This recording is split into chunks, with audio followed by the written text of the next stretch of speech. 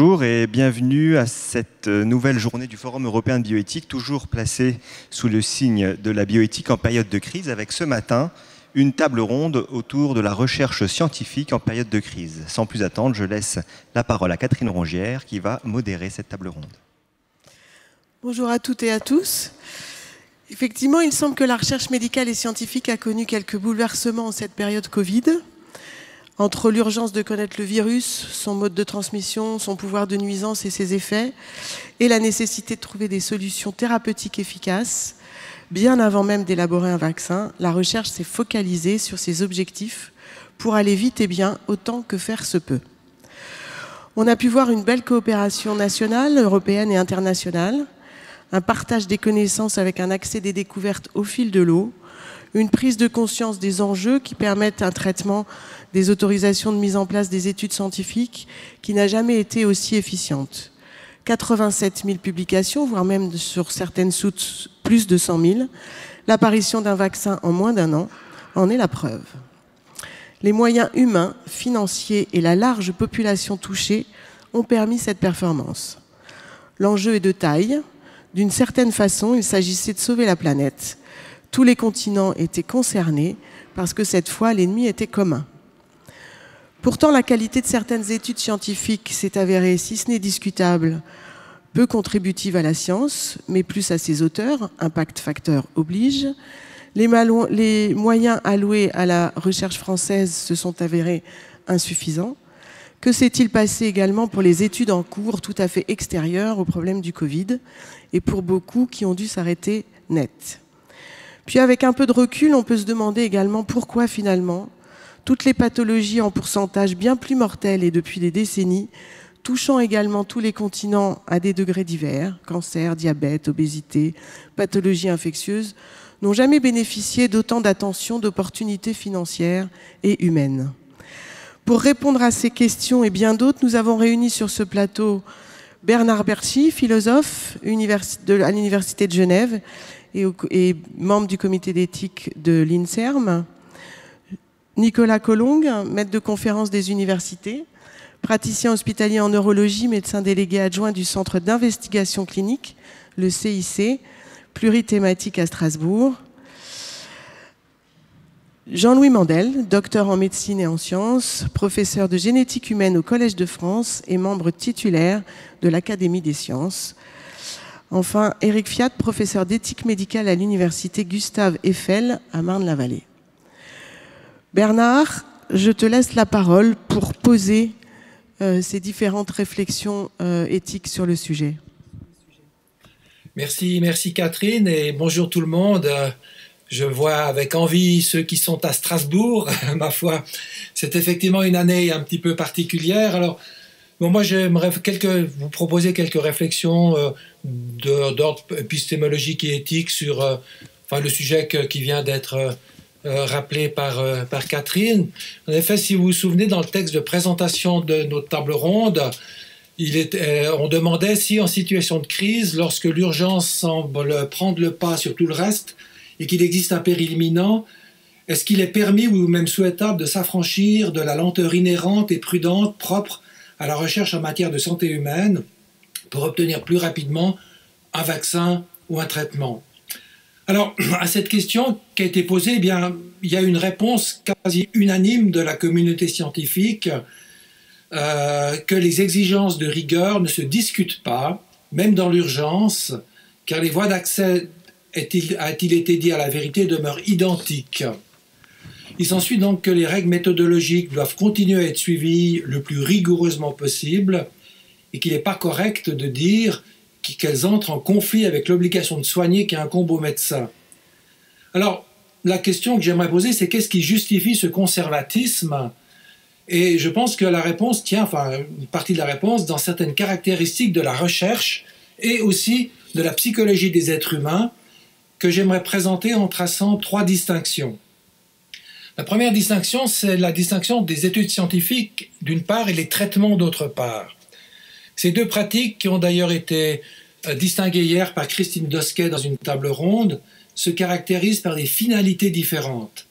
Les études scientifiques visent à l'acquisition de connaissances généralisables, c'est-à-dire une connaissance dont la validité va au-delà des cas qui ont été examinés ou observés, alors que le traitement vise à rétablir la santé du patient. Et comme je suis philosophe, je vais illustrer cela par une citation d'Aristote déjà. Vous voyez, Aristote d'ailleurs, fils de médecin. Voilà ce qu'il disait déjà.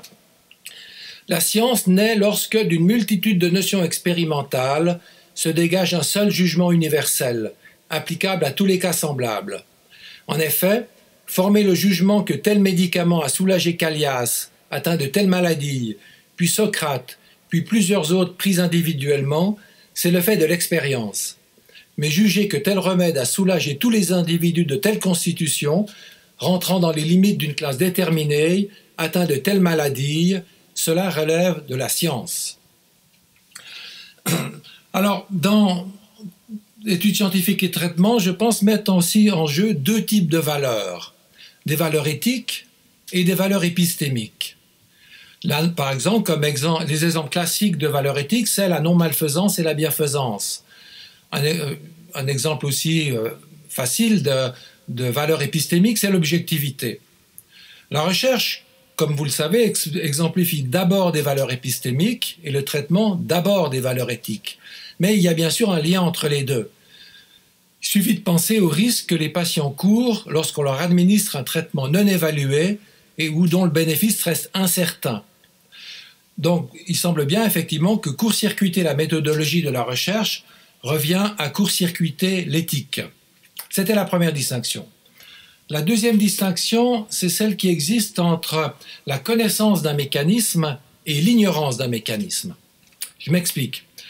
Et je reprends un exemple souvent présenté dans la littérature, qui dit qu'il n'est pas besoin d'un essai randomisé pour savoir qu'un parachute est nécessaire lorsqu'on saute d'un avion et qu'on désire atterrir sain et sauf.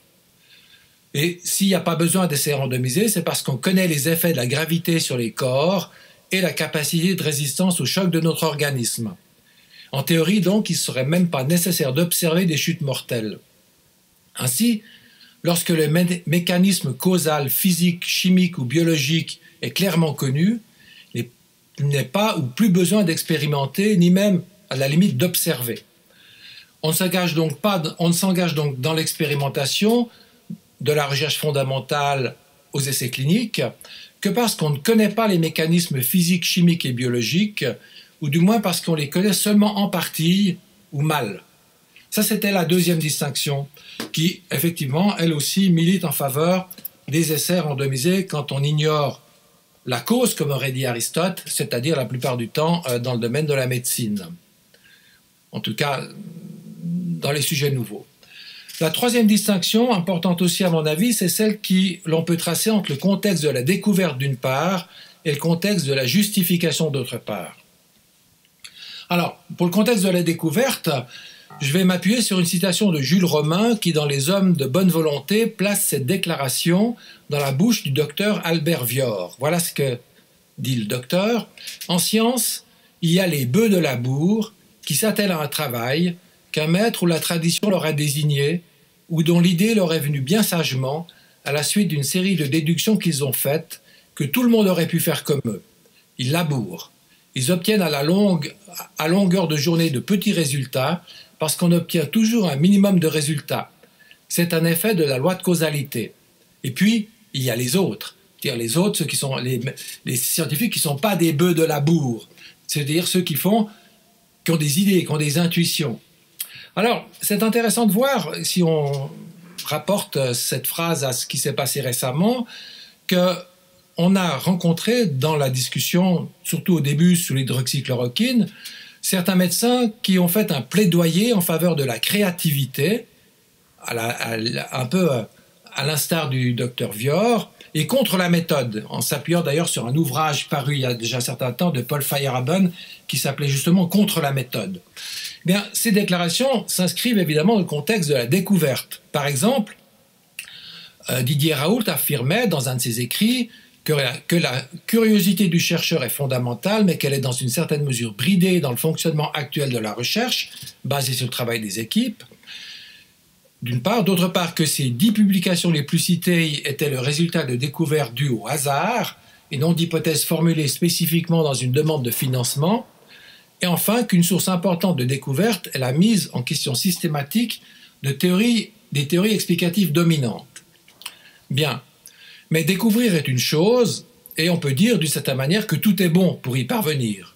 Anything goes pour citer de nouveau Feyerabend. Mais justifier ce qu'on croit avoir découvert en est une autre. Et l'étape de la justification a de toutes autres exigences méthodologiques et éthiques que celle de la découverte. Justifier par exemple que la substance X traite la maladie Y exige d'abord des études en laboratoire, puis des essais cliniques, qui sont dans le meilleur des cas des essais randomisés. Pourtant, et je reviens sur l'équipe de Marseille, elle est extrêmement sceptique face aux études randomisées, non seulement parce qu'elles étoufferaient la créativité indispensable aux découvertes, mais aussi parce que lors d'épidémies de maladies graves, dans une situation d'urgence donc, les études randomisées seraient trop lourdes et trop lentes. À cela, ils ajoutent des considérations éthiques. En citant une étude sur la transplantation fécale de microbiote lors d'infections intestinales, cette équipe relève que si pour l'instant on ne dispose pas d'études randomisées pouvant établir des comparaisons avec les approches conventionnelles, la différence de mortalité est si convaincante que proposer des études randomisées serait contraire à l'éthique. Et il en irait ainsi dans le cas d'autres maladies mortelles comme la Covid-19 justement. Bon, je pense que cela soulève deux types de questions auxquelles je ne vais pas donner de réponse mais qui méritent d'être explorées. Premièrement, quel type d'essai est-il judicieux de mener lors d'une urgence pandémique? Et deuxièmement, quand doit-on interrompre une étude dont les résultats partiels sont encourageants? Et il y a encore une question annexe que Hervé Schneeweiss a soulevée hier, qui est de demander quand on peut ou doit publier des résultats et où. Il y a encore une question liée à la première que j'ai posée, que je vais juste mentionner, c'est celle des, ce qu'on appelle en anglais, je ne sais pas comment le traduire en français, challenge trials, c'est-à-dire lorsqu'on inocule une maladie à un sujet de recherche pour tester ensuite un médicament ou un vaccin sur lui. Et ça a été assez discuté dans le domaine de la Covid-19 parce que ce sont de temps en temps des essais qui sont faits pour certaines maladies. Bien maintenant, évidemment, on peut poser la question, et c'est peut-être un début de réponse, pourquoi mener des essais randomisés? Alors il y a de multiples raisons méthodologiques que vous connaissez mieux que moi, je suis philosophe, mais parmi les raisons qu'on peut alléguer, il y a des raisons liées à la psychologie humaine. C'est notamment le fait que l'être humain est sujet à des biais et plus généralement à une sorte de faiblesse cognitive. On connaît très bien la faiblesse de la volonté de l'être humain qui est thématisée dès l'Antiquité sous le titre de l'acrasia. Mais on a aussi une certaine faiblesse cognitive et c'est Florian Zorès qui l'a relevé hier. J'aimerais juste en dire quelques mots pour terminer. Alors, je vais commencer par une citation de Sheila Janassov qui note que, je la cite, « Certains investigateurs sont guidés par la croyance que le monde naturel doit se comporter d'une certaine manière et leurs publications, présentations et études sont construites pour renforcer cette croyance. » Alors cette attitude, ajoute-t-elle, est aux antipodes de celle qui devraient adopter les scientifiques, caractérisée par un scepticisme initial ou un doute philosophique, ainsi que par la modestie. Donc les essais randomisés ont pour fonction de supprimer ou du moins de réduire l'impact de ces biais, manifestation avec d'autres de nos limites cognitives, d'où l'importance d'ailleurs de la modestie. Soit dit en passant, je préfère parler de modestie que d'humilité, comme on l'invoque trop souvent. C'est une vertu, à mon sens, un peu trop religieuse pour convenir ici. Voici quelques-unes de ces limites cognitives dont tout être humain est affligé, même soi-même, et contre lesquelles je pense qu'il y a un devoir moral de lutter, si du moins la vérité nous importe. Alors, comme on l'a déjà mentionné, il y a aussi l'illusion de causalité, croire que deux événements sont liés par une relation de causalité parce qu'ils se succèdent temporellement. Le biais de sélection ou de confirmation, ne prendre en considération que les informations qui confirment ses croyances et ignorer ou discréditer celles qui les contredisent. Le biais de représentativité, qui consiste à porter un jugement à partir de quelques éléments qui ne sont pas nécessairement représentatifs. Le biais d'ancrage, utiliser une information comme référence, généralement le premier élément d'information acquis sur le sujet, et bien d'autres, pour ne rien dire des biais statistiques que tous les chercheurs connaissent bien. Ce qui est intéressant, c'est que Daniel Kahneman, s'est particulièrement donc intéressé à ces biais qui nous fourvoient, et il en a proposé une théorie. Je pense que je vais vous rappeler, ce sera ma conclusion en quelques mots. Selon Kahneman, l'être humain a à sa disposition 2 systèmes cognitifs pour traiter les questions et pour porter un jugement ou pour prendre des décisions. Le système 1, intuitif, rapide, automatique et sûr lors de situations habituelles ou simples, et le système 2, lent et réflexif, qui intervient dans les questions difficiles lorsque le système 1 n'a pas de réponse à proposer. Le risque est alors que dans des situations difficiles, le système 1 croit avoir une réponse, car elle se révélera inadéquate. Comme le dit Kahneman, lorsqu'on est confronté à une situation difficile, on lui en substitue souvent une autre, plus simple, habituellement sans se rendre compte de la substitution. On peut donner un exemple lié d'ailleurs au conflit d'intérêts et au vaccinoscepticisme à la marge. À la question difficile de savoir est-ce que tel vaccin est efficace, on substitue parfois la question est-ce que les autorités politiques et médicales qui le promeuvent ont des conflits d'intérêts? Mais la réponse à cette dernière question ne constitue pas une réponse à la première. Le croire, c'est se laisser berner par la pensée non réflexive du système 1. On sait et on savait que les liens et conflits d'intérêts peuvent être source de biais, on sait moins que la focalisation sur ces liens est aussi une source de biais, quoique de nature différente. Je crois que c'est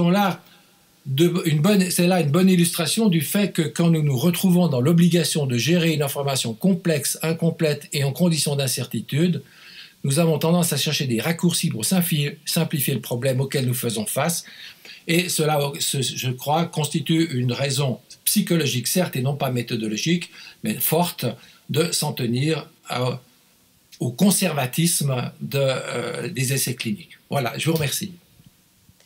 Merci beaucoup Bernard. Je vais donner la parole à Nicolas Collongue, qui est lui-même, je dirais, imbibé en permanence dans toutes ces indications, toutes ces mises en place d'études scientifiques. Et surtout pour ces questions, qu'est-ce que sont devenus finalement les projets de recherche qui étaient déjà en place à ce moment-là? Et ceux à venir aussi, ceux qui devaient commencer. Comment la structure a fonctionné dans cette période?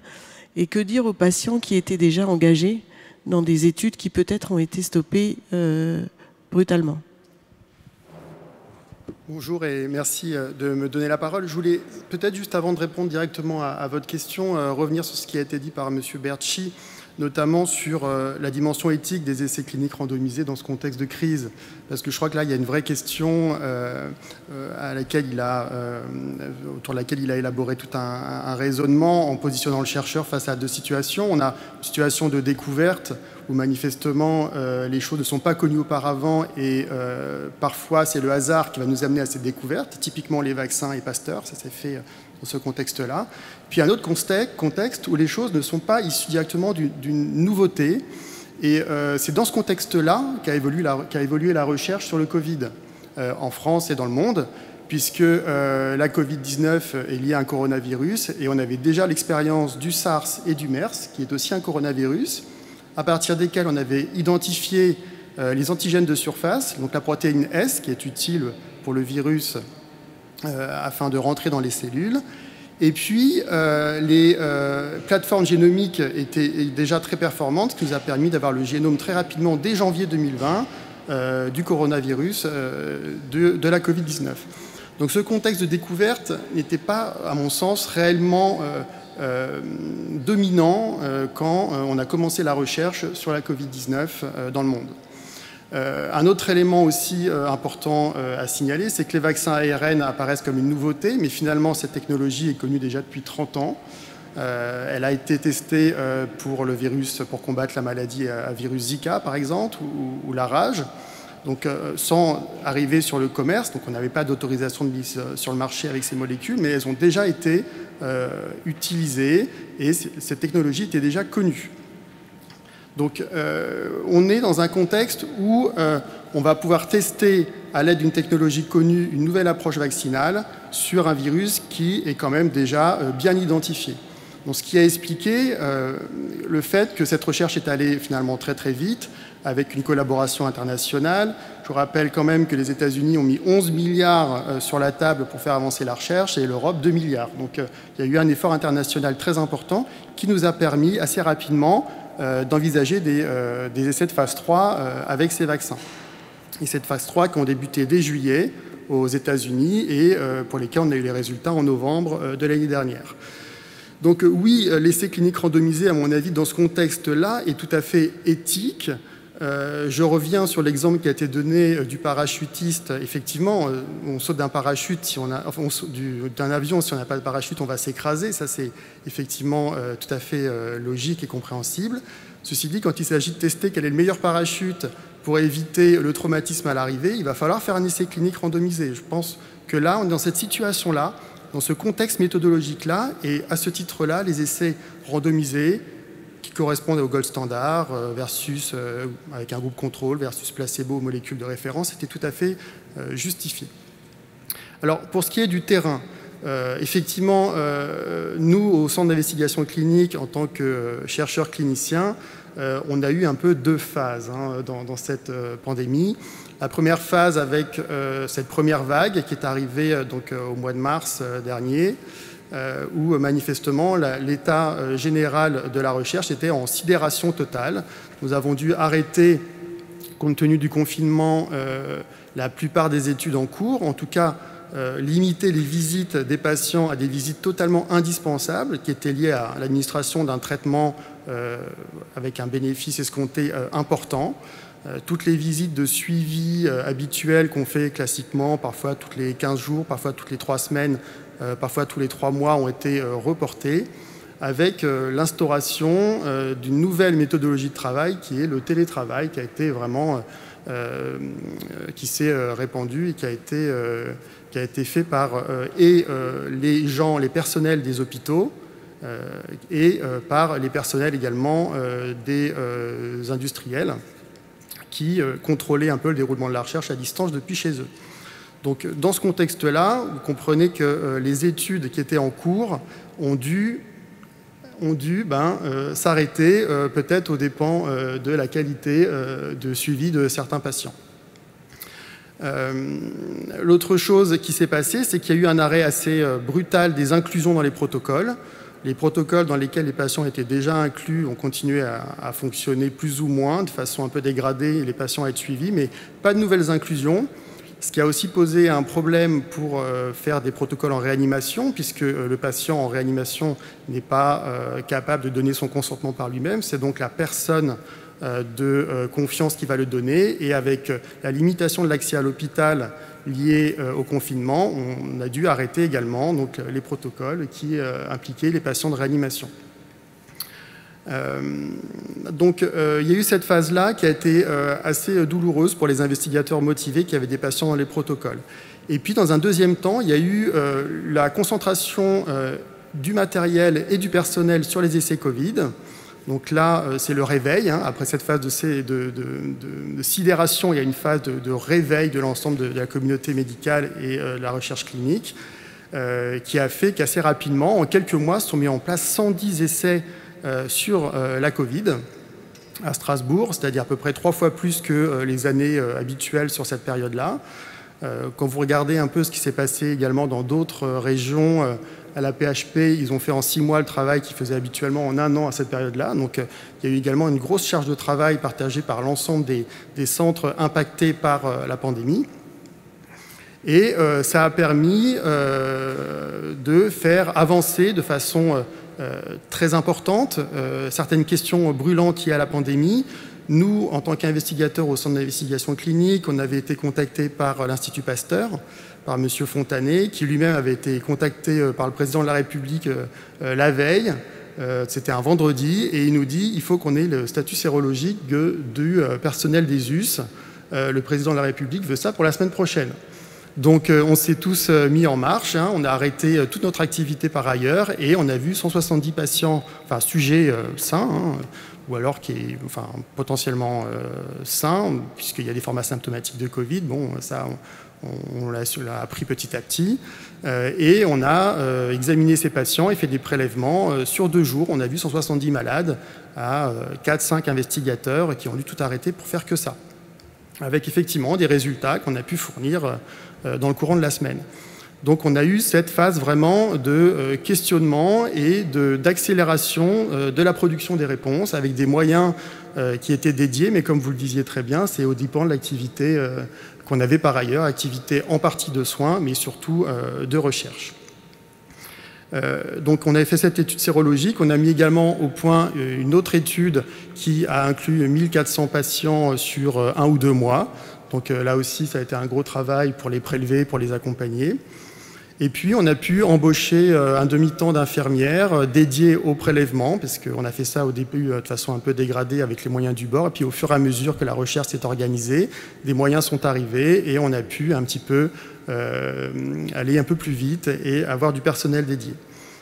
Dans le même temps, la direction de la recherche s'est réorganisée également. Nous, là, je vous donne la version du terrain, mais la recherche s'est réorganisée dans son ensemble à Strasbourg, avec la mise en place d'une cellule de coordination de ces essais Covid, un groupe de veille bibliographique qui existait à l'échelle locale à Strasbourg pour nous donner les actualités sur la Covid-19, mais qui existait également à l'échelle nationale, sous l'impulsion d'autres groupes scientifiques et impliqués notamment dans la pharmacothérapeutique. Et puis, comme je vous l'ai dit, il y a eu un redéploiement du personnel des unités vers la recherche. Tout ça a été également possible grâce à ce qu'on appelle le fast track, c'est-à-dire la possibilité de mettre en place rapidement des essais thérapeutiques. Il y a des barrières à franchir qui ne sont pas toujours très perméables. Peut-être que M. Mandel nous en dira un peu plus tout à l'heure là-dessus, mais ces barrières font que la mise en place d'un essai prend du temps. Et il se trouve que là, on est passé d'à peu près 110 jours pour avoir l'accord du comité de protection des personnes à, pour certaines études, 2 jours et en médiane à peu près 18 jours. Voilà. Donc vous voyez que tout s'est accéléré et on a pu ainsi produire des résultats dont la fiabilité, je pense, n'est pas discutable tant qu'elle respecte les bonnes pratiques méthodologiques. Mais là aussi, M. Bertschi soulignait le problème de l'hydroxychloroquine, qui a posé là aussi, à mon sens, un problème éthique, puisqu'on a vu beaucoup d'effets d'annonce, on a vu des études qui montraient un effet, mais qui n'étaient pas bien expliquées, avec des méthodologies qui n'étaient pas forcément très rigoureuses, et pour lequel le niveau de preuve était assez faible. Donc là aussi, je voulais à nouveau mettre en avant la nécessité de faire ces études randomisées, de faire des études contrôlées de bonne qualité et d'expliquer aux gens, sans effet d'annonce, de façon sobre, de façon didactique et précise, comment est fait une étude et comment on interprète les résultats. Voilà. Voilà un petit peu tout ce qui s'est mis en place pendant cette période un peu critique pour tout le monde. Merci beaucoup de nous avoir donné ces éléments importants. Alors, Jean-Louis Mandel, je voulais vous poser la question autour justement de la recherche fondamentale, des moyens alloués à la recherche en France, puisqu'on en a discuté récemment avec... on s'est aperçu que la recherche avait quand même une cotation, une dotation extrêmement faible par rapport aux autres pays de l'OCDE. Donc, et puis, les difficultés, effectivement, pour mettre en place une étude scientifique. Je vous laisse la parole. Oui, bonjour, merci en tout cas de m'avoir invité et j'étais très, très intéressé évidemment par ce qui a été dit et je suis tout à fait d'accord avec Bernard Bertschi qu'il faut absolument, notamment donc en termes de recherche qui implique des essais sur les humains, garder toute la rigueur à la fois pour éviter de faire du mal, mais aussi pour garantir la qualité des résultats et pour éviter tous ces biais dont il a parlé. Dans ce qu'a dit Nicolas Colomb, j'ai aussi retenu cet aspect que la rigueur peut aller avec un fast track et aller vite. Parce que je pense que, alors, une partie de ce qui rend la recherche à la fois fondamentale et la recherche appliquée médicale, etc., c'est qu'on a quand même, notamment en France, une extraordinaire lourdeur administrative, une multiplication d'agences, une multiplication de comités, et peut-être d'une manière, on est dans un forum de bioéthique, je vais peut-être choquer, mais trop d'éthique, ou plutôt trop de comités d'éthique décisionnels qui agissent plus sur le principe de précaution, qu'est-ce qu'il risque d'arriver si on fait, et peut-être moins qu'est-ce qui risque d'être la perte de chance si on ne fait pas.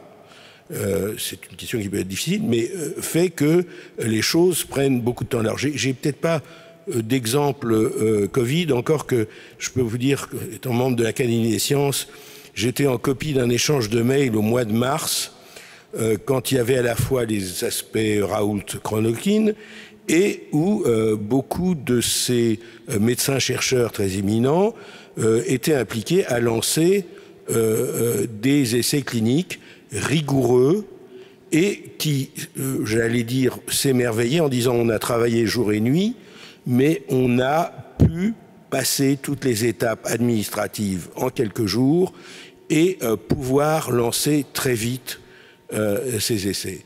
Et il disait, on espère que dans le temps d'après, on va se souvenir de ceci, c'est-à-dire accélérer une procédure. Je voudrais donner peut-être quelques exemples qui montrent comment ces lourdeurs, ces complexités, ces millefeuilles de décisions administratives, éthiques, etc., finissent par entraîner des retards et des résultats, j'allais dire, catastrophiques. Un exemple personnel, il y a, quand on a commencé au ministère de la Santé et au ministère de la Recherche à discuter qu'il fallait rattraper le retard en génomique en France, donc faire ce fameux plan France Médecine Génomique qui avait été voulu par le Premier ministre Valls au départ. Ça allait lentement, etc. Et nous étions quelques-uns à proposer un essai pilote pour une grosse demande en matière de diagnostic génétique pour les déficiences intellectuelles d'ordre génétique. Les résultats déjà publiés internationaux, puisque nous étions en retard, montraient qu'il fallait avancer vite, que c'était évident. Donc on pensait que ce projet pilote pourrait avancer rapidement. L'INSERM a décidé que plutôt qu'un essai clinique, ça serait une étude de recherche. Résultat des courses, ça a mis 4 ans à démarrer, alors que ça aurait pu démarrer en 6 mois. Centralisation administrative qu'on a vue pour la gestion Covid, tout doit toujours être décidé de tout en haut et après descendre petit à petit jusqu'aux gens qui, eux, voudraient mettre en œuvre. Donc ça, c'était une première chose. Et puis, 6 mois pour la CNIL, et les CPP, comme c'était un essai multicentrique, enfin, tout ça a pris 4 ans avant que ça démarre. Alors on pourrait dire ça, mais en attendant, il y avait des familles qui auraient pu bénéficier d'un diagnostic qui était important pour le conseiller génétique, la prise en charge, qui n'en ont pas bénéficié. Ça, c'est une chose. Un autre exemple que je trouve encore plus caricatural et qui récemment, par, je dirais, une histoire que je ne peux pas divulguer ici, mais qui m'a absolument effaré, il y a des possibilités de dépistage néonatal qui ont commencé dans les années 75 pour la phénylcétonurie et quelques autres maladies en France. Et jusqu'à environ 2000, la France était plutôt bien placée dans ces aspects de dépistage néonatal pour mettre en œuvre des thérapeutiques très rapides. Et puis, il y a eu un changement technologique qui permettait de voir plus de maladies. Ça commençait à être mis en place à partir de 2000-2005 dans beaucoup de pays. En 2010, la plupart des pays faisaient 10 ou 15 maladies de plus que la France, non, il faut une étude médico-économique, l'HAS n'a pas encore statué, etc. L'HAS, pour une de ces maladies qui s'appelle MCAD, qui peut être responsable de mort subite d'enfants de moins de 4 ans, et mort subite qu'on peut prévenir si on sait qu'ils ont cette maladie métabolique qui ne se manifeste pas de manière générale, mais qui peut entraîner des hypoglycémies qui peuvent tuer ou laisser des séquelles neurologiques terribles. Donc, finalement, alors que je vous avais dit, déjà, de nombreux pays avaient mis ça en place avant 2010. En 2011, la HAS fait un gros rapport de 100 pages disant il faut lancer le dépistage néonatal de MCAD. Vous savez quand est-ce qu'il a été lancé opérationnellement? Décembre 2020. 10 ans. Alors, les raisons, c'est parce que étaient impliqués la Caisse nationale d'assurance maladie, la Direction générale de la santé, la Direction générale de l'offre de soins, l'Institut national de veille sanitaire, l'Agence de biomédecine, la HAS, le CCNE, l'Association française des PHE, des labos qui font ce type de dépistage néonatal, etc. 10 ans. Or, dans le rapport de la HAS de 2011, il était dit que mettre en place ceci permettrait très probablement, c'était l'estimation dans le rapport de la HAS, 5 décès d'enfants par an et 2 en plus par an ayant des dégâts neurologiques irréversibles. 10 ans de retard, ça fait 70 enfants. On va aller maintenant rechercher pour la énième fois les traces génétiques pour cet enfant mort tragiquement, le petit Grégory. Mais qu'en est-il d'une étude qui essaierait de regarder combien d'enfants sont morts et qui auraient pu être évités parce qu'on n'a pas mis en place le dépistage néonatal de MCAD et qui est responsable de ces 50 morts. Donc ça montre des choses. Alors, l'autre, c'est l'histoire des moyens. Effectivement, les moyens de la recherche biologique et de la recherche médicale française n'ont pas augmenté comme cela s'est fait dans beaucoup d'autres pays. La recherche biologique est toujours en France où nous avons des dirigeants, quand ils sont scientifiques, c'est toujours quand même les grandes écoles polytechniques, donc c'est la maths physique. La biologie, c'est déjà pas si une science dure que ça, c'est plutôt du soft. Donc la biologie est toujours relativement mal soutenue. Ce qu'on s'est aperçu, c'est qu'il y avait ce fonctionnement de soutien de la recherche sur programme, ce dont parlait M. Raoult, qui n'est pas une mauvaise chose en soi, sauf qu'il y a une dérive. Au début, quand l'ANR, l'Agence nationale de la recherche, a été créée, pour un projet, en général, on pouvait espérer 300 à 500 000 euros, ce qui permettait déjà de vraiment développer le projet, et pour une équipe, et le taux de succès devait être aux alentours de 25% quand on déposait un projet. Et puis en cours du temps, le taux de succès est passé en dessous de 10%.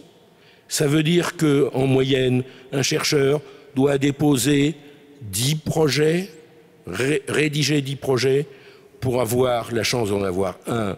Alors on peut dire que certains ont peut-être 1 sur 3 ou 1 sur 4, mais c'est quand même un temps fou de perdu, et ensuite un temps fou de perdu à évaluer ces projets. Et en plus, on a commencé à conseiller qu'il fallait que ce soit des projets collaboratifs, mais toujours au même prix. Ça veut dire que pour une équipe, il n'y avait plus vraiment d'argent suffisant pour réaliser la totalité du projet. Et pour donner un exemple, c'est le professeur Bruno Canard de Marseille, qui était le grand spécialiste français, ou un des 2 grands spécialistes français, du coronavirus. Quand il y a eu SARS et MERS, il a été très financé par ces projets ANR. Et puis quand on s'est aperçu que finalement le SARS et le MERS avaient disparu, n'étaient plus un risque épidémique, il n'a plus de financement là-dessus. Donc il a dû changer, il ne pouvait plus financer correctement ses recherches sur le coronavirus. Et tout d'un coup, on se rappelle que ça existe. Et alors il dit par exemple, on aurait besoin de cryo-électron-microscope. C'est une machine dont à Strasbourg, à l'IGEMC, on a été parmi les tout premiers en Europe à avoir cette machine.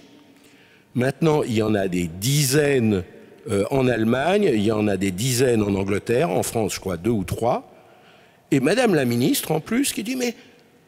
Parce que Bruno Canard disait, il faudrait absolument qu'il puisse faire des études sur le coronavirus, sur la structure, avec cette machine. Elle dit, ah, mais il y en a une à Nice. Elle s'était trompée, ce n'était pas du tout la même machine. Donc, vous voyez, il y a absolument des problèmes. Et je terminerai quand même sur ces histoires d'éthique aussi, qui ralentissent beaucoup. On a tellement peur, les données individuelles, c'est quelque chose qu'il faut absolument protéger. Il faut même tellement les protéger qu'on finit par plus les acquérir et donc plus pouvoir les utiliser. Et ça me rappelle la citation que je donne quelquefois, quant à les mains pures, mais il n'a pas de mains. Et nous, nos mains calleuses, nos mains noueuses, nos mains pécheresses, nous avons quelquefois les mains pleines. À force de vouloir garantir toute éventualité d'utilisation, on finit par ne plus rien faire. Et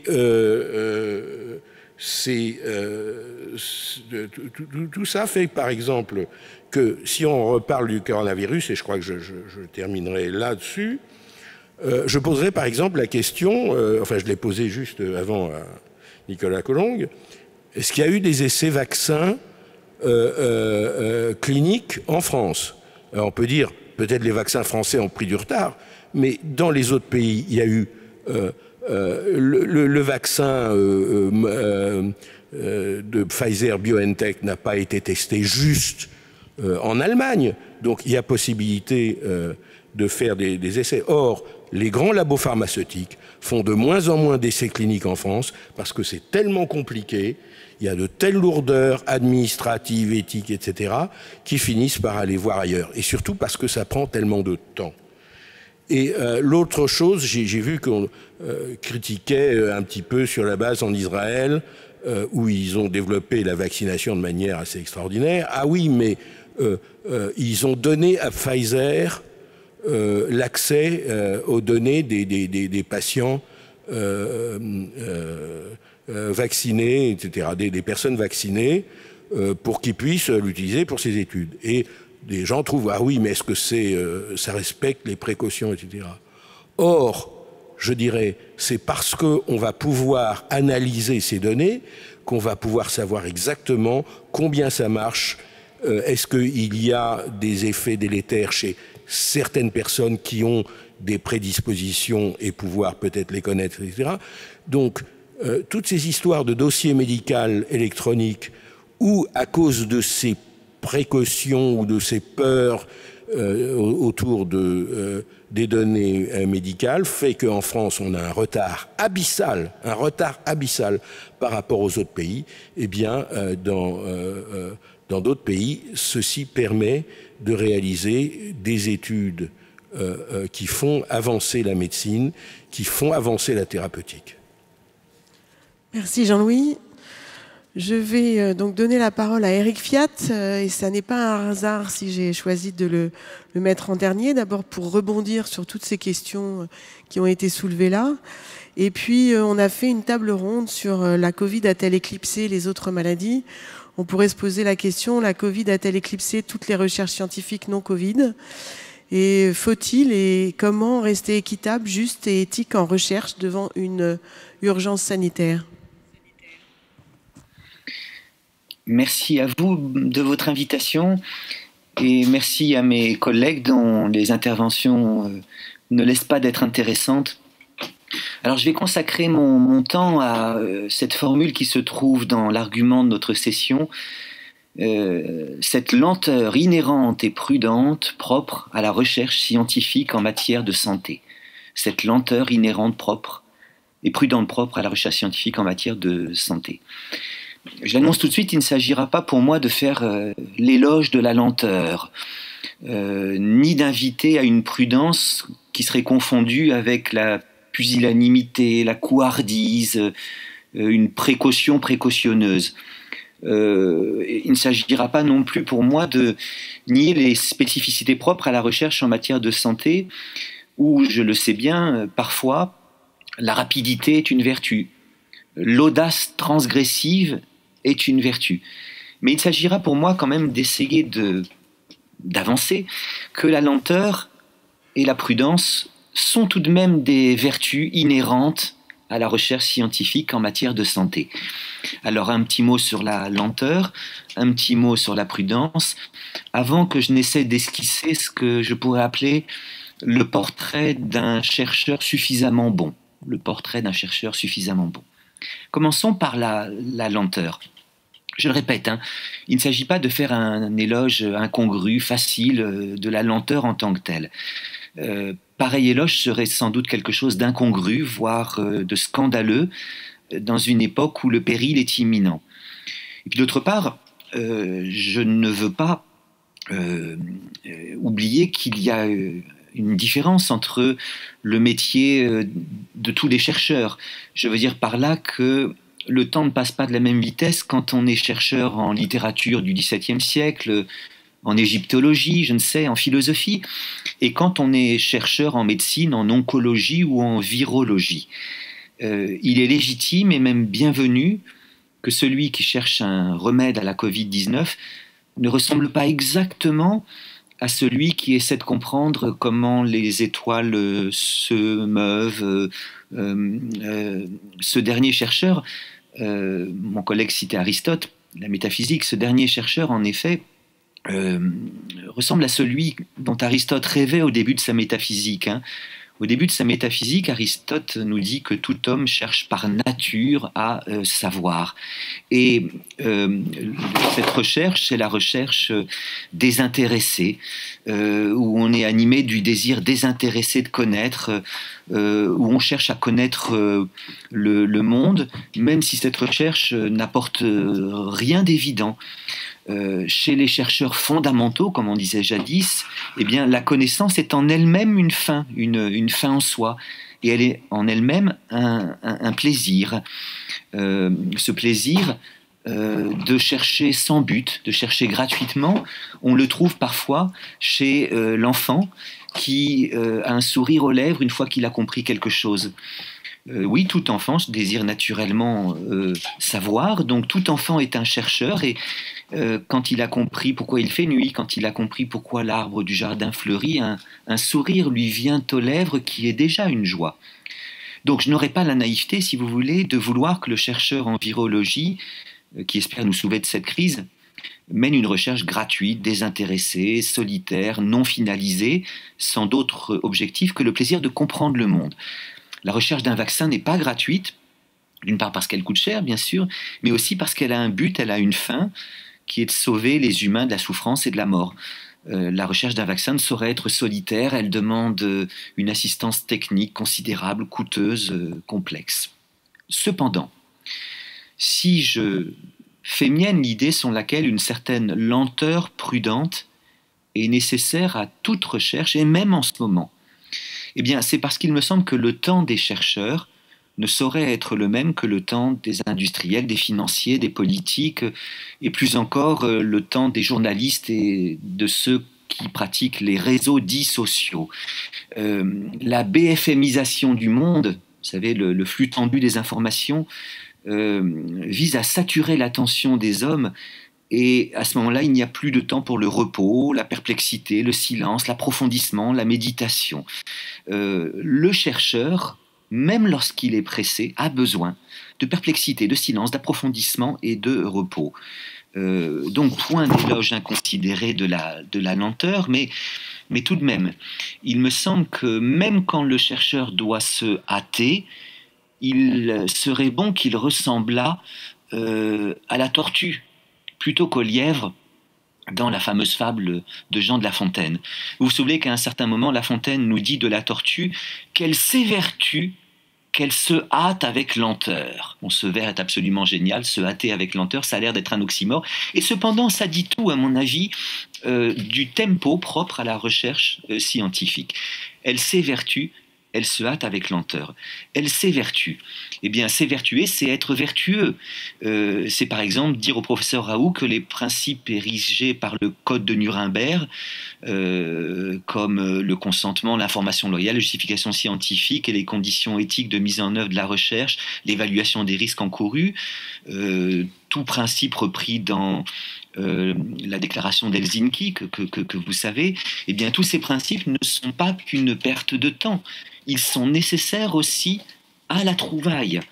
Il faut donc dire aux chercheurs pressés, peut-être parce qu'avides de gloire, que les principes éthiques ne sauraient être regardés que comme des exigences qui gênent le chercheur, qui brident son audace, qui retardent sans raison le moment de son triomphe.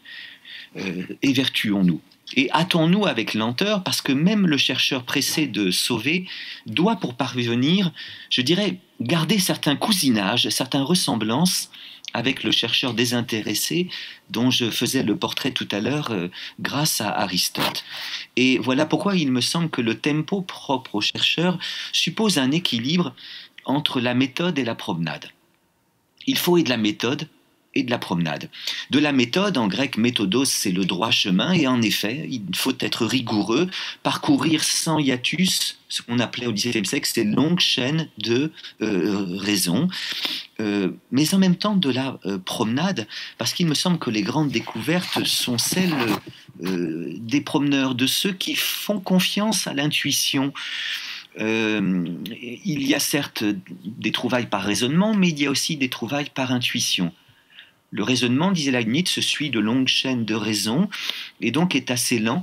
L'intuition, elle, est fulgurante en ceci qu'elle brûle les étapes du raisonnement, mais n'opposons pas trop vite l'intuition au raisonnement, car comme disait encore génialement Leibniz, il y a dans l'intuition des raisonnements cachés qu'on ne voit pas à cause qu'ils se produisent très vite, mais qui n'en sont pas moins des raisonnements. Et voilà pourquoi faire l'éloge de la promenade, c'est comprendre que la promenade se situe à juste mesure de la marche forcée et de l'errance. La promenade n'est pas la marche forcée où on doit imposer aux chercheurs un rythme prévu par d'autres peut-être, où chacun pour avancer doit mettre un pied devant l'autre et recommencer, hein, comme on sait dans la chanson, dans la troupe il n'y a pas de jambes de bois, il y a des nouilles mais ça ne se voit pas. La meilleure façon de marcher c'est encore la nôtre, c'est de mettre un pied devant l'autre. Non, ce qui distingue le promeneur du chercheur, c'est que tout n'est pas organisé à l'avance. Son rythme est changeant, parfois rapide, parfois lent.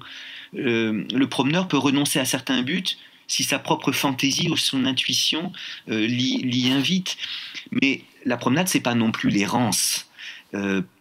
Et voilà pourquoi il me semble que le tempo propre au chercheur suppose, oui, une partition, mais aussi ce qu'on appelle en musique du rubato. C'est-à-dire la possibilité de ralentir un peu ou d'accélérer selon les nécessités de ce que l'on est en train de jouer, en train de faire, voyez.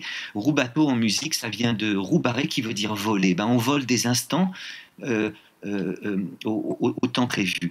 Voilà pourquoi le tempo du chercheur suppose, à mon avis, quelque chose comme un équilibre entre la méthode et la promenade, entre le raisonnement et l'intuition. Ça suppose que dans le cheminement du chercheur s'équilibre ce que j'appellerais la ligne et la courbe, l'organisation et l'improvisation, la joie de la fidélité et la joie de la nouveauté, l'assurance et la nonchalance, la confiance et l'inquiétude, etc. etc. Ça suppose que parfois, en effet, on bagnaude, on musarde, et Vladimir Jankélévitch disait que les mystérieux déplacements de la vérité obligent parfois à emprunter d'autres chemins que ceux prévus par les guides bleus de la recherche. Je trouve ça magnifique. Hein. Les déplacements mystérieux de la vérité nous obligent parfois qui la cherche à emprunter d'autres chemins que ceux prévus par les guides bleus de la recherche. Et en effet, il ne faut pas se priver des découvertes que nous permettent les chemins discrets et détournés, abandonnés de certains marcheurs. une disponibilité à l'essentiel. L'école des loisirs, oui. Pour trouver, il faut parfois faire l'école buissonnière, être un océanographe des flaques, un géographe des brindilles, être attentif à autre chose que ce à quoi on devait être attentif. Les grands chercheurs, en effet, n'avaient pas deux pieds dans le même sabot.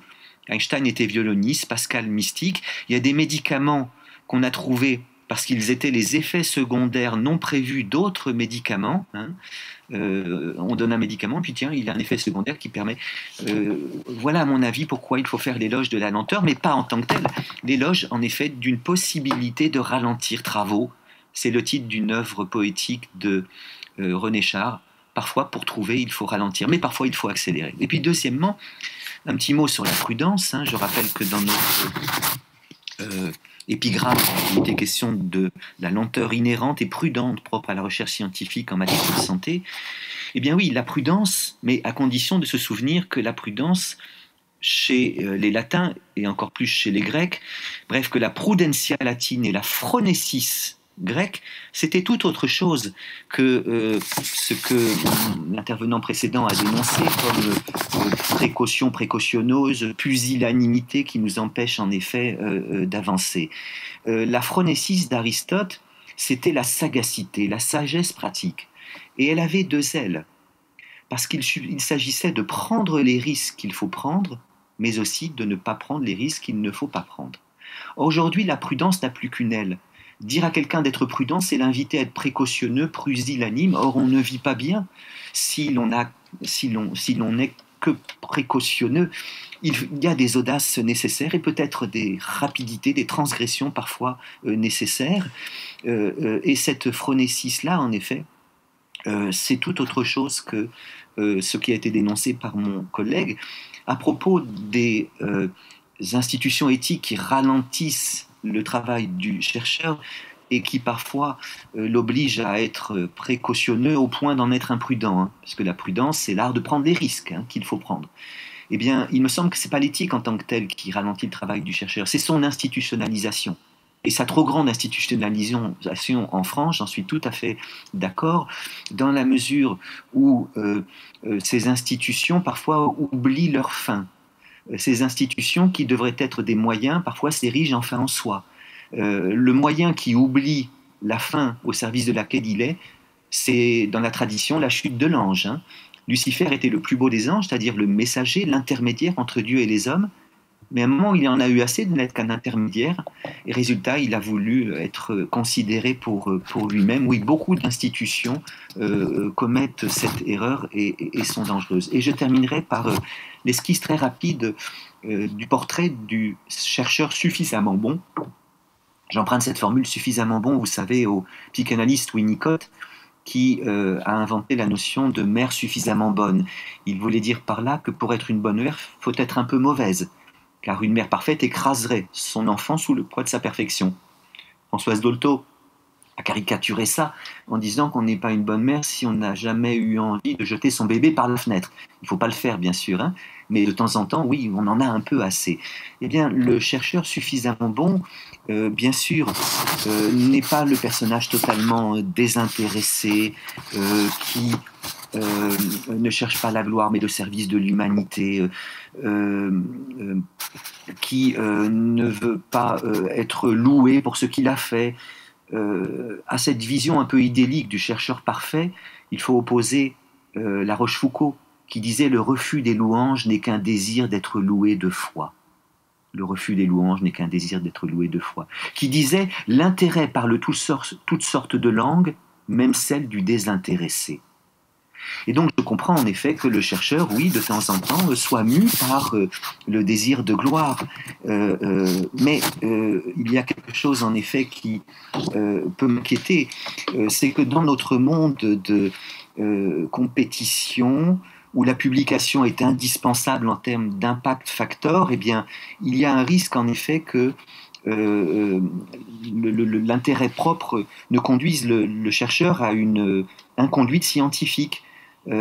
Plagiat, falsification, fraude sont parfois des tentations et bien sûr la compétition peut constituer une source de créativité et de productivité, j'en suis sûr, Mais le souci d'avoir plus que les autres, eh bien, parfois, est dangereux. La publication est nécessaire, mais parfois il y a un diktat de l'impact factor qui oblige à ne plus être vraiment fidèle à ce que l'on doit être quand on est chercheur.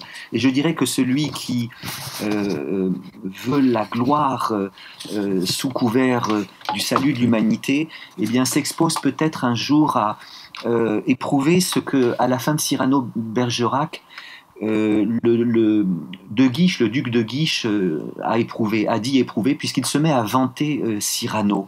Et il dit, Cyrano, lui qui ne cherche pas la gloire, voyez-vous, lorsqu'on veut trop réussir sa vie, on sent, n'ayant rien fait, mon Dieu, vraiment de mal, 1000 petits dégoûts de soi, dont le total ne fait pas un remords, mais une gêne obscure. Eh bien, le chercheur scientifique, c'est celui qui quand même reste fidèle à une certaine éthique de la recherche, qui demande de la lenteur et de la prudence, le respect de certaines normes, et comme ça, il évitera cette gêne obscure. Merci de votre attention.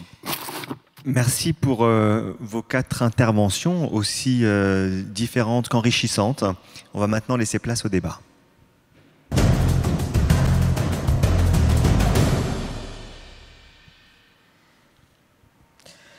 Je vais revenir vers Bernard. J'avais été surprise qu'en avril 2020, déjà, le CNRS ait souhaité redonner les principes éthiques d'une recherche pour rappeler que malgré l'urgence sanitaire, il y avait quand même des principes à conserver. Et pour moi, la méthodologie d'une étude, c'est déjà une finalité en soi, c'est-à-dire que la technique ou la façon de mettre en place une étude permet, je dirais, d'être garant un peu de son objectivité pour l'intérêt, par exemple, d'un traitement par rapport à un autre. Et pourtant, on peut effectivement se dire que certains chercheurs, connaissant très bien leur domaine d'infectiologie en particulier, en ce qui concernait cette étude, pouvaient avoir des intuitions et que ces intuitions ne pouvaient en rien, finalement, auraient pu être tout à fait transformées dans un contexte méthodologique d'une étude scientifique bien pesée, si, effectivement, ils avaient eu peut-être la certitude d'avoir une prise en compte et une acceptation de cette mise en place d'études assez rapidement. Donc, entre méthodologie, intuition, temps d'attente, latence, lenteur, j'aurais bien voulu ton avis. Oui, alors c'est d'ailleurs pour un peu éclairer cette différence que j'ai parlé de contexte de justification et de contexte de découverte. C'est une expression que j'ai empruntée à Rudolf Carnap, un philosophe du cercle de Vienne d'entre-deux-guerres. Alors, c'est vrai, bon, avec l'équipe marseillaise, il y a eu tout un débat autour de l'intuition, etc. Moi, personnellement, je ne suis pas un ami de l'intuition, parce que je ne veux pas dire qu'on n'a pas d'intuition, qu'on ne fait pas de découverte par hasard, la sérendipité, etc., mais on ne les fait jamais complètement au hasard, parce que le chercheur, il cherche justement. Il est dans un protocole, il teste une hypothèse, et alors l'hypothèse se confirme, se falsifie, comme disait Popper, mais chaque fois, il y a un point de vue, on est en train de faire quelque chose. Alors, cela donc, d'où l'importance, déjà, c'est pas n'importe qui fait des découvertes scientifiques, ce sont des scientifiques déjà. Hein. Donc il y a un cadre. Maintenant, il est vrai qu'on a des idées, mais souvent ces idées, et parfois des idées géniales, mais là il y a justement un biais, le biais de confirmation. On se souvient que des idées géniales qui ont réussi. On ne se souvient pas de toutes les idées qui auraient pu être géniales mais qui ne l'ont pas été parce qu'elles elles n'ont pas résisté à l'expérimentation. Donc, je crois que c'est d'ailleurs Aurélien qui disait hier que la science, c'est souvent quelque chose qui met en doute qui remet en cause nos intuitions. Donc, les intuitions sont, d'une certaine manière, comme j'ai dit, dans le contexte de la découverte, dans le fond, tout est bon. J'entends, les idées peuvent venir, comme l'a dit aussi Éric Fiat, de littérature, d'expérience de la vie, etc. Mais ce qui compte, si on veut faire œuvre scientifique, c'est effectivement la méthodologie. Si ces règles de méthodologie ont été mises au point, c'est parce que justement, elles sont pour contrer un certain nombre de biais que nous avons. Parce qu'on parle de Pasteur, et qui a bien réussi dont l'idée s'est révélée extrêmement riche. Mais auparavant, au XVIIe siècle, il y a eu des expériences où quand on cherchait des espèces de médicaments contre la syphilis, on a inoculé la syphilis à des jeunes prostituées d'ailleurs pour tester un médicament, et puis ça a complètement raté. D'ailleurs, c'est une des premières fois qu'un médecin a été légèrement condamné par ses pairs et par un tribunal. Donc l'intuition, c'est très bien, il ne faut pas exagérer sa valeur non plus, parce que souvent nos idées ne donnent pas grand-chose, puis quand elles réussissent, bien ce qui va montrer qu'elles ont réussi, c'est justement qu'elles sont passées par le crible des études en médecine, des études cliniques, des études randomisées, etc. Merci. Voilà. Quelqu'un veut prendre la parole à ce sujet avant que je pose une autre question? Je voulais peut-être juste apporter un point de vue sur un autre aspect de la recherche qui est la communication des résultats. On voit qu'on a eu beaucoup de résultats sur une période assez courte et qu'il y a eu plusieurs façons de communiquer ces résultats, que le tri dans les différents aspects méthodologiques qui ont conduit à ces résultats n'a pas vraiment été fait. Et moi, je n'ai pas vu d'émission bien faite qui m'ait expliqué pourquoi l'hydroxychloroquine ne fonctionnait pas dans la Covid-19, ni pour atténuer les formes légères, pour éviter qu'elles évoluent en forme sévère, ni pour éviter la mort après une forme sévère. Alors que ces études existent et qu'elles ont tout un rationnel derrière. Donc, est-ce qu'il n'y a pas là aussi une question éthique de savoir, à laquelle le chercheur doit être sensibilisé pour éviter les effets d'annonce et éviter de donner des résultats sans les expliquer et sans expliquer la méthodologie qui a conduit à les produire? Donc je reviens sur le fait que communiquer des résultats doit être fait de façon fiable, précis et sobre, sans effet d'annonce. Et je pense qu'à ce titre-là, en période de crise, où il y a un peu un emballement médiatique, où il y a un gros besoin de savoir et où chaque chercheur cherche aussi à se valoriser, je pense que ces règles simples ont été un petit peu oubliées.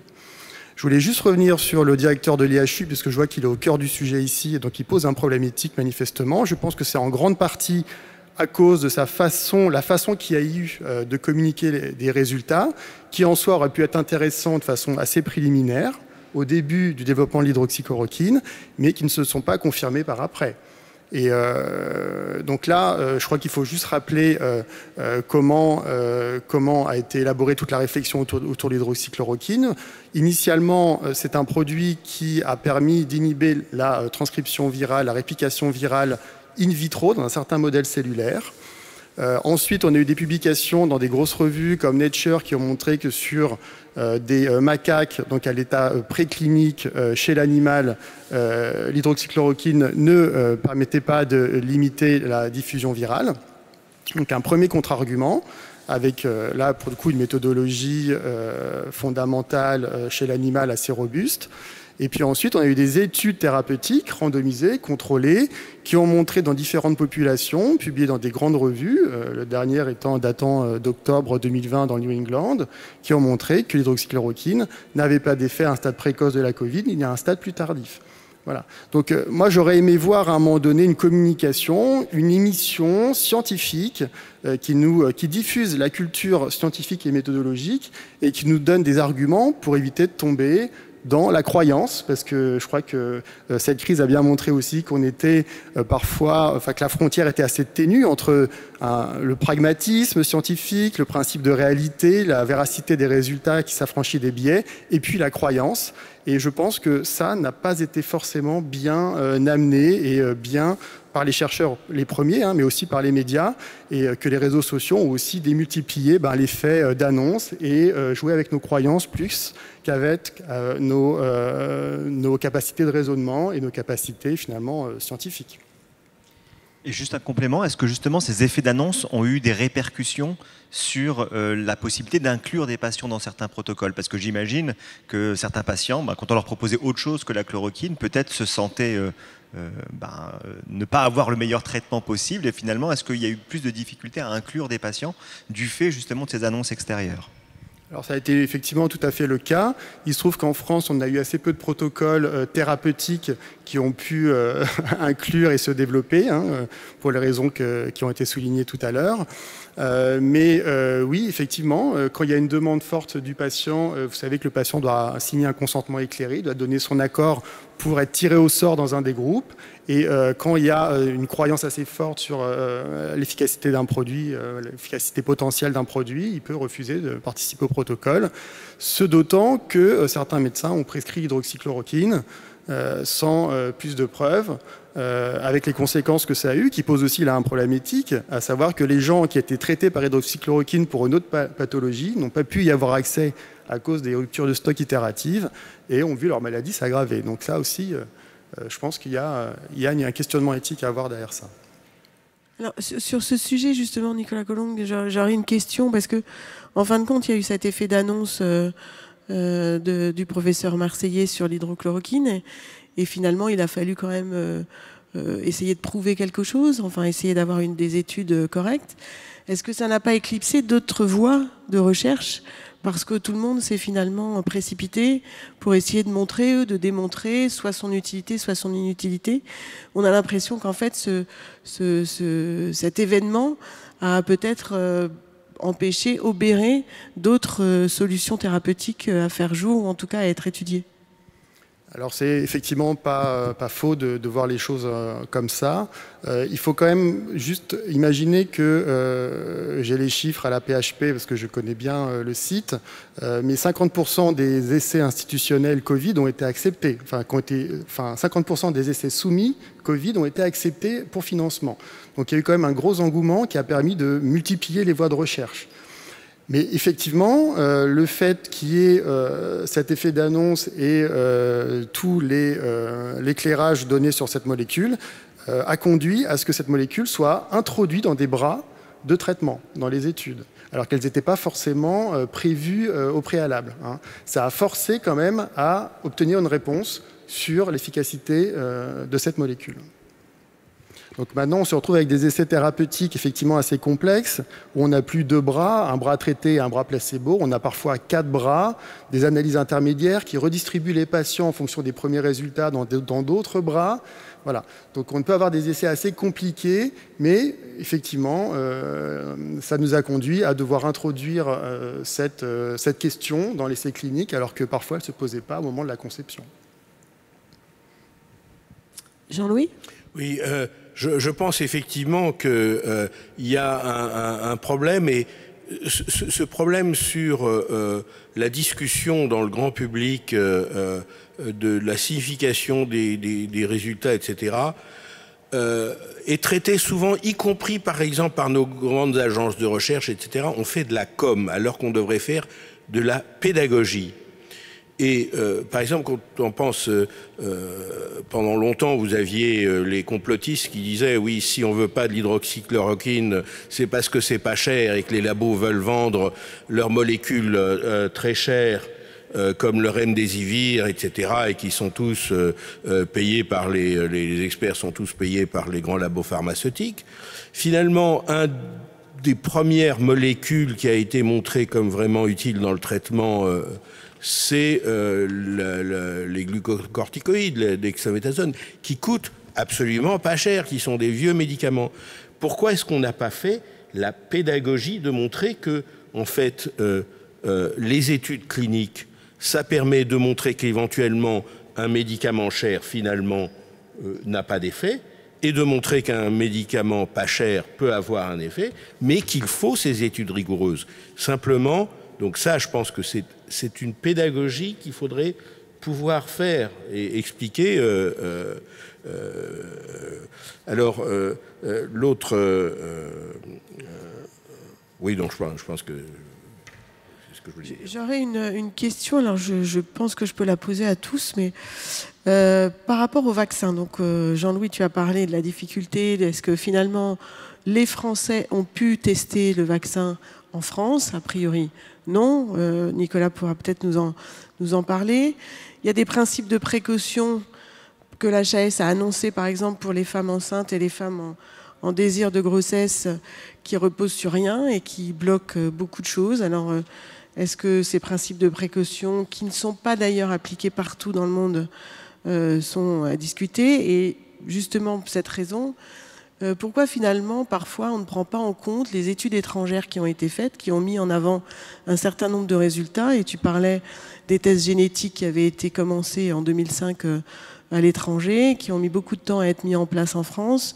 Et encore aujourd'hui, puisque la nouvelle loi de bioéthique en parle, de ces tests génétiques, qui pourtant ont démontré une certaine efficacité, mais qui on doit encore et encore reprouver au sein de notre nation. Donc toutes ces questions sont quand même problématiques pour la recherche et pour l'avancée des prises en charge des patients.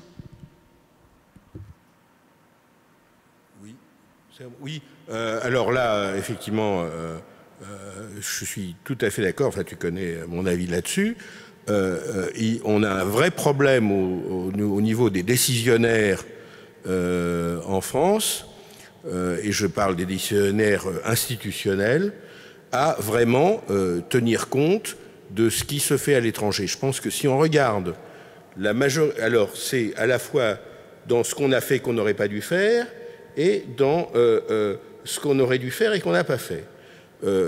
Quand on regarde les scandales sanitaires qu'on a eus en France, on en a eu quand même pas mal, à chaque fois on était parmi les derniers pays à interdire l'hormone de croissance extractive, pour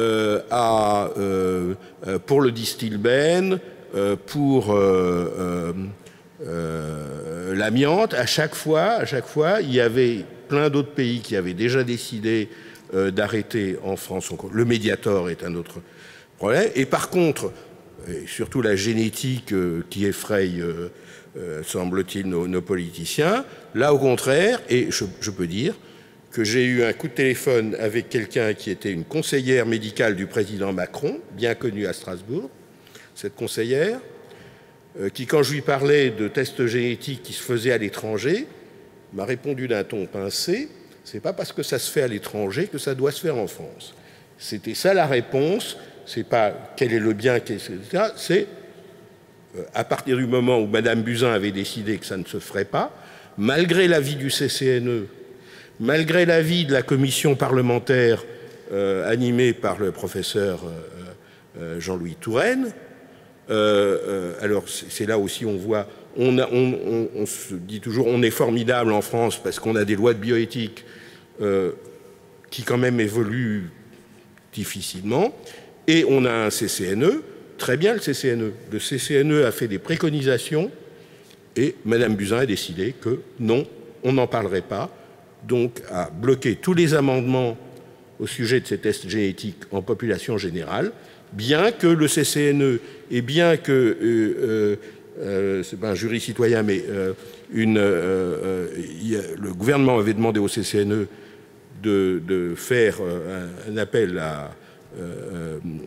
aux citoyens, un jury citoyen pour donner son avis, eh bien, ils n'ont absolument pas tenu compte. Donc, il y a un vrai problème en France de prendre plus en compte des études bien faites qui se passent à l'étranger. Éric Fiat voulait intervenir. Pour rebondir sur ce que je viens d'entendre et sur cette obsession administrative qu'il y a en France, je voudrais citer un petit mot de Sioran, c'est cet écrivain très pessimiste mais génial, qui disait « Il n'y a qu'une seule raison qui légitime le suicide. L'inexistence de Dieu, oh pas du tout, enfin débarrassé. Un chagrin d'amour, mais non, au début on souffre et après on devient un beau ténébreux, une belle ténébreuse. » Et Sioran avait ajouté: la seule chose qui justifie un peu le suicide, ce sont les tracasseries administratives françaises. Et Sioran racontait qu'il lui arrivait parfois de devoir faire la queue pendant 1h30 pour avoir renouvellement de sa carte de séjour, et puis les portes fermées. Ou alors il revenait la semaine d'après, il avait 18 papiers, mais pas le 19e papier. Donc en effet, on a des tracasseries administratives qui singularisent un peu tristement notre pays.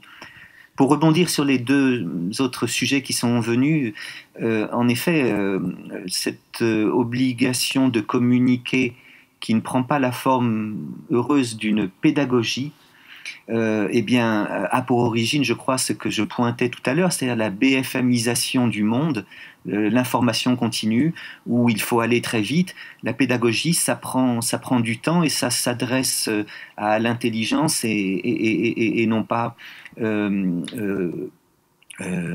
la passion. Et c'est devenu difficile dans notre monde de communiquer en étant pédagogue, je crois.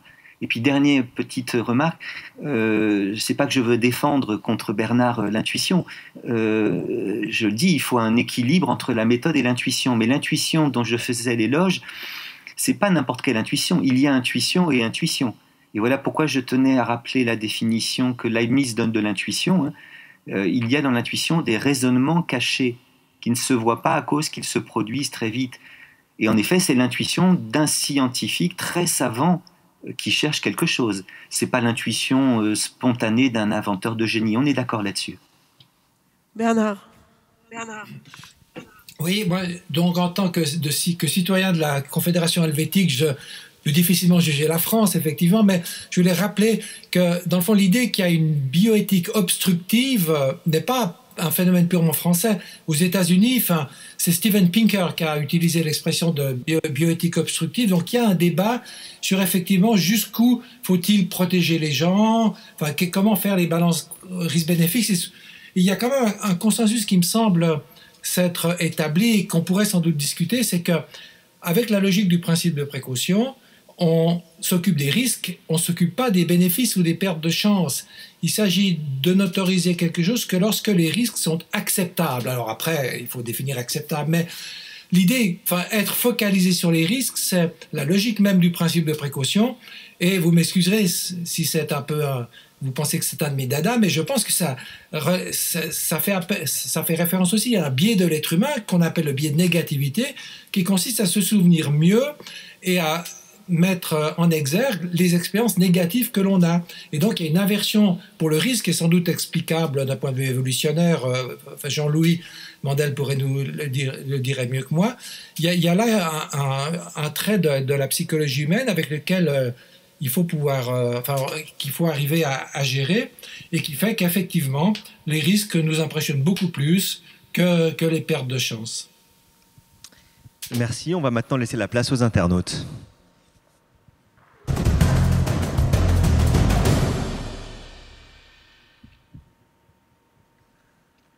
Voilà, alors une question de Sandrine. C'est une question qui revient d'ailleurs souvent sur les tables rondes en ce moment. Comment expliquer les retards français dans la recherche du vaccin contre le Covid? Pourquoi les laboratoires allemands, américains et autres ont été plus performants et plus rapides? Peut-être on peut laisser la parole à Jean-Louis Mandel. Oui, alors je crois qu'il y a deux aspects. D'abord, dans la recherche scientifique sur des choses finalement qu'on ne connaît pas, parce que quelle est la meilleure, s'il y avait une seule meilleure stratégie sur laquelle tout le monde était d'accord pour faire un vaccin, on aurait pu dire, ben voilà, on contracte avec un ou deux laboratoires pour développer ce vaccin-là avec cette stratégie-là. Mais chaque vaccin est un problème particulier. D'ailleurs, c'est là où il aurait fallu faire aussi de la pédagogie, quand il y a parmi les gens qui ne croient pas, on ne peut pas développer un vaccin en un an, puisque regardez, pour le sida, on n'a toujours pas de vaccin. Pour le HIV, eh bien, il faudrait faire de la pédagogie pour indiquer que d'un virus à l'autre, ça n'est pas le même problème et que on ne peut pas prévoir toujours qu'est-ce qui va marcher ou qu'est-ce qui ne va pas marcher. Donc, quand il faut faire des choix stratégiques, effectivement, tout le monde ne gagne pas. Comme dit, on voit les deux ou trois qui sont les premiers, ou les deux pour le moment, c'est les vaccins ARN. C'est une nouvelle technologie, et d'ailleurs, pour prendre l'analogie de M. Fiat sur la nécessité de pouvoir prendre son temps et le rubato, il faut quand même rappeler que cette technologie ARN, il y a eu une chercheuse d'origine hongroise travaillant à Philadelphie qui a passé énormément de temps pour la développer, et ça prenait tellement de temps et c'était tellement difficile que les publications ne tombaient pas aussi rapidement que l'université l'espérait, et elle a perdu son poste de prof à Philadelphie. Et c'est elle qui est maintenant d'ailleurs une des dirigeantes de BioNTech, parce qu'elle a vraiment développé ça, mais ça a pris beaucoup de temps. Donc il y a ce temps de développement d'une nouvelle idée, qui peut être très long, et ensuite ce temps d'application. Donc ceci c'est certain, tout le monde, il y a différentes stratégies, il y en a qui vont marcher plus rapidement, d'autres moins rapidement. Ça c'est une explication. Mais l'autre explication, c'est quand même que en France, il y a un sous-développement de la recherche pour des raisons financières, quelquefois aussi pour des raisons structurelles ou même légales. Par exemple, il y a une loi soi-disant de protection de l'emploi scientifique qui s'appelle la loi Sauvadet, qui interdit de garder plus de 6 ans dans une université, un laboratoire de recherche, un postdoc ou un scientifique, un ingénieur, etc. La seule manière de le garder, c'est qu'il devienne un fonctionnaire. Or, il n'y a pas de création de postes suffisants à l'INSERM ou au CNRS. Résultat, on a des gens qui sont absolument essentiels, qui sont obligés de partir. La loi Sauvadet, je pense, ralentit beaucoup de plateformes technologiques, etc. La non-croissance des investissements dans le domaine de la biologie, parce que la biologie coûte de plus en plus cher. Mais pour être compétitif, il faut avoir ces microscopes, il faut avoir ces séquenceurs. Regardons, la France est quasiment au dernier rang des séquences de génome du coronavirus. Alors, il y a aussi des raisons structurelles, parce qu'on dit « Ah oui, mais ça doit être fait que dans le laboratoire de référence ». Philippe Frogel proposait de faire ça sur un laboratoire de génomique. Ah non, mais il n'est pas un laboratoire de référence, donc il ne peut pas. Donc, si vous voulez, on a plein de raisons structurelles, financières, qui font que là aussi, la France, comme dit l'article du Monde qui est paru aujourd'hui, la France en domaine biomédical a décroché. Nicolas Collomb, peut-être rajouter quelque chose. C'est vrai qu'on a le rapport entre 2 milliards mis sur la table du côté européen, une quinzaine de milliards de l'autre côté. Enfin, il n'y a pas un rapport de 1 à 8, a priori, entre l'Europe et les États-Unis. Qu'est-ce qui peut expliquer un peu ces différences ? Tout à fait. Tout à fait. Enfin, je veux dire, les investissements n'ont pas du tout été comparables entre l'Europe et les États-Unis. Pfizer est une boîte américaine qui a bénéficié d'un soutien financier très important. Donc, mais finalement, ce qu'on va dire là, et ce que je vais pouvoir rajouter, va tout à fait dans le sens de ce qui vient d'être dit par Jean-Louis Mandel. Il y a un problème structurel de la recherche, un problème de financement, et puis la technologie en elle-même. Et c'est pas un hasard si c'est une boîte américaine avec des financements très importants qui a mis au point un vaccin à ARN, qui est une technologie qui est très facile à produire finalement, beaucoup plus facile que des vaccins avec des virus inactivés ou des vecteurs viraux qui nécessitent une mise en culture, etc. Donc c'est la somme de ces deux choses-là qui a fait que les premiers vaccins sur le marché sont des vaccins ARN en grande partie financés par l'industrie américaine. Encore une question de Charlotte. Est-il envisageable de mettre en place des programmes de recherche au niveau des Nations Unies dans des situations comme celles que nous vivons pour éviter les problématiques de concurrence économique? Je ne sais pas si la question va être facile à traiter comme ça, mais sinon aussi élargir sur le système de collaboration. Alors on a vu qu'il y avait a priori un grand projet européen pour essayer de trouver les molécules les plus efficaces. On a vu que ce projet, on a l'impression en tout cas qu'on n'a pas forcément toujours eu les résultats et que ça n'a peut-être pas été mené complètement jusqu'au bout. À quel point est-ce qu'aujourd'hui on est dans une approche collaborative et internationale de la recherche scientifique? Peut-être Jean-Louis Mandel?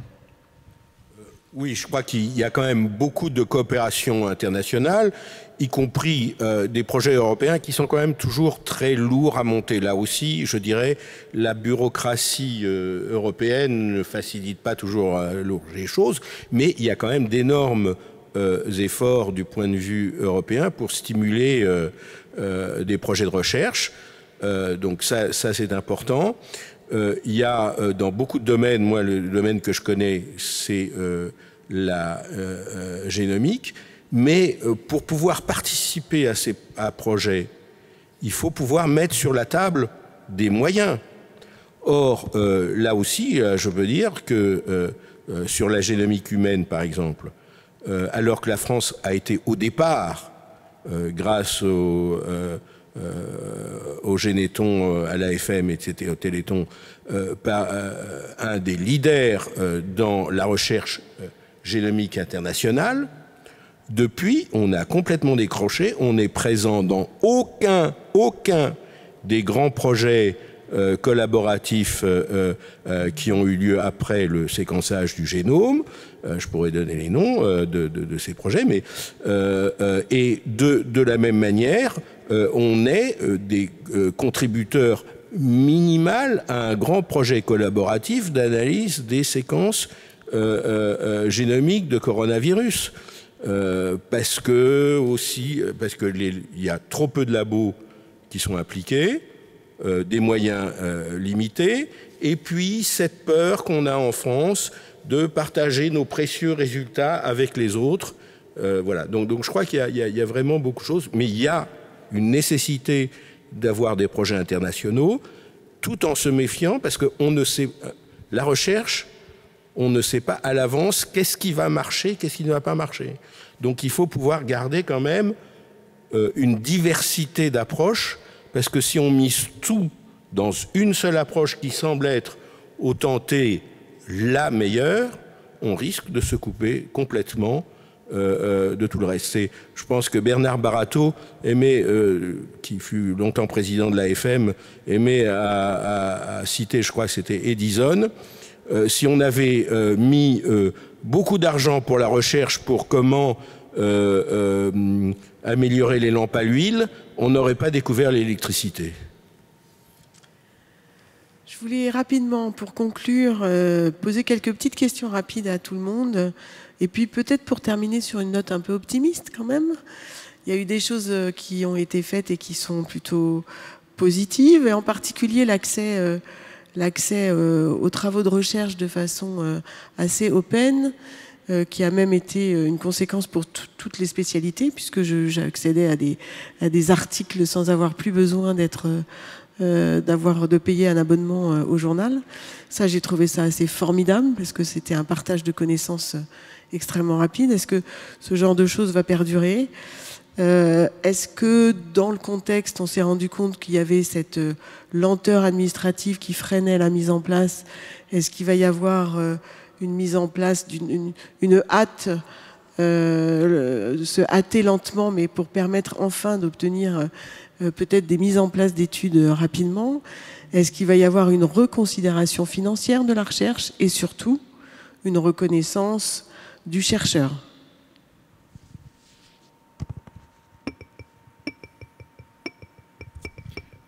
Nicolas, oui. Oui.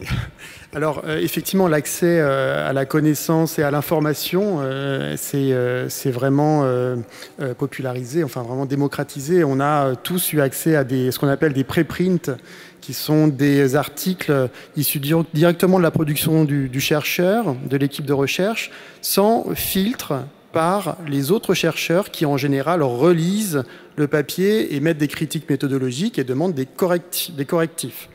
Donc, méfions-nous quand même là aussi de ces préprints qui ne sont pas des articles révisés, corrigés, qui sont de la recherche sortie du laboratoire, assez brute comme ça.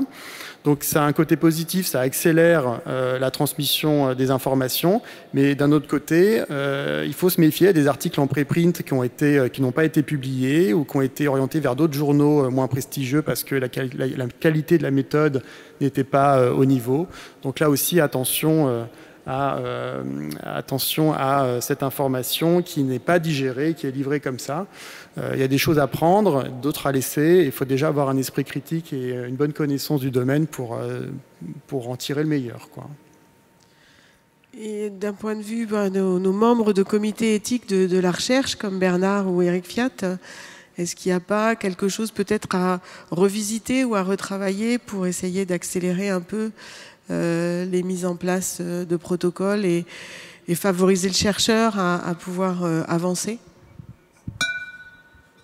Juste un mot, je pense qu'il y a un mouvement vers l'open source, ou ce qu'on appelle les archives ouvertes, qui est largement enclenché, d'ailleurs qui avait commencé avant la Covid, et qui tenait plutôt au type de politique, enfin, qui était dénoncé de la part des revues. Ça va continuer à mon avis. C'est valable aussi pour les sciences humaines, pas seulement pour les sciences médicales. Maintenant, on se demande toujours qu'est-ce que va être le monde d'après. Bon, en général, le monde d'après ressemble furieusement au monde d'avant. Mais c'est pour ça que je suis assez optimiste pour les archives ouvertes. Pour le reste, je ne sais pas. Eric ? Au sujet de la bureaucratie et de l'espoir que Catherine a, mes étudiants ne sont pas des chercheurs en santé, sont des praticiens du soin, médecins ou pas médecins, et ils ont été nombreux à me parler d'une parenthèse enchantée. C'est-à-dire qu'au début de la crise, en particulier à la PHP, eh bien, alors que normalement la bureaucratie les alourdissait de toute une série de procédures qui les éloignaient du cœur de leur métier, eh bien, elle les a laissés faire. Et ils ont espéré que ça continue. Malheureusement, ils ont l'impression que, au moment de la fin de la crise, enfin, on ne sait pas quand elle va se finir, ils ont crainte que la parenthèse ne se referme.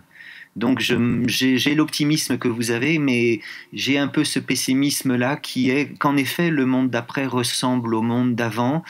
Gérard Depardieu a une formule à la Depardieu, un peu choquante, mais peut-être très juste. On ne change pas les rayures du zèbre. Cette formule laisse à croire que ça ne changera pas vraiment. Bon, non, je modère ce pessimisme-là d'un peu d'optimisme, mais il faudra être très vigilant à ce que ne recommence pas ce biais bureaucratique qui quand même fait beaucoup de mal. Jean-Louis Mandel voulait encore. Mon espoir, j'allais dire, c'est un mot, ça paraît idiot, c'est Zoom. Alors, qu'est-ce que je veux dire ? C'est que, en fait, un des problèmes avec tous ces comités qui disent non, c'est qu'il n'y a pas de dialogue. C'est qu'ils étudient, on ne sait pas qui étudie le dossier, est-ce qu'il est compétent ou pas compétent maintenant avec l'histoire des CPP tirés au sort, les comités de protection des personnes, on ne sait pas si dans le comité il y a quelqu'un qui est effectivement compétent pour le projet, etc. C'est de pouvoir, et ensuite ils disent non, il y a tel problème, revenez, resoumettez dans 3 mois, 6 mois, on vous donne un nouvel. C'est de pouvoir discuter.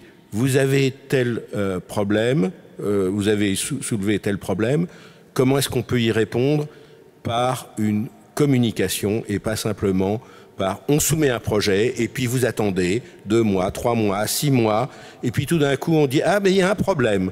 Quelquefois c'est un gros, quelquefois c'est un tout petit. Il faut resoumettre et quand on resoumet, ça passera à la prochaine fois et donc ça reprend encore, on en a pour 6 mois. Donc c'est le dialogue et pas simplement d'avoir des comités qui décident et puis voilà. Alors la dernière question, je la laisse à Israël Nizan. Ne conviendrait-il pas de médiatiser le fait qu'on a décroché pour se servir de la pression populaire pour que la recherche ne soit pas la variable d'ajustement? Alors est-ce qu'on doit s'en vanter? Est-ce que... C'est vrai qu'on en parle beaucoup, alors je ne sais pas. Alors, je vais pas demander... Bernard n'a pas encore pris la parole, mais je sais qu'étant citoyen helvétique, il va avoir du mal à répondre. Tout à fait. Sinon, on va laisser cette question en suspens. Et peut-être Bernard, pour le mot de la fin, on ne vous a pas encore entendu sur la fin de cette conférence. Ah, écoute, ouais, enfin, tu me prends un peu au dépourvu, là Aurélien. Non, moi, j'entends, j'ai à peu près, enfin, excuse-moi, mais j'ai à peu près dit ce que je comptais dire. Oui. J'ai pas grand-chose à ajouter, donc je laisse volontiers le mot de la fin à quelqu'un d'autre. Mais c'est bien, quand on a... Oui. Bah écoutez, je vous remercie tous pour cette excellente table ronde qui a un petit peu remis les choses en place et qui, j'espère, comme nous l'attendons tous, va nous apporter du meilleur en recherche. Merci à tous. Et on se retrouve donc à 14h autour de la thématique « Peut-on se passer de la présence de l'autre ?» Là aussi, tout un programme. À tout à l'heure, toujours en direct sur le site du Forum européen de bioéthique.eu.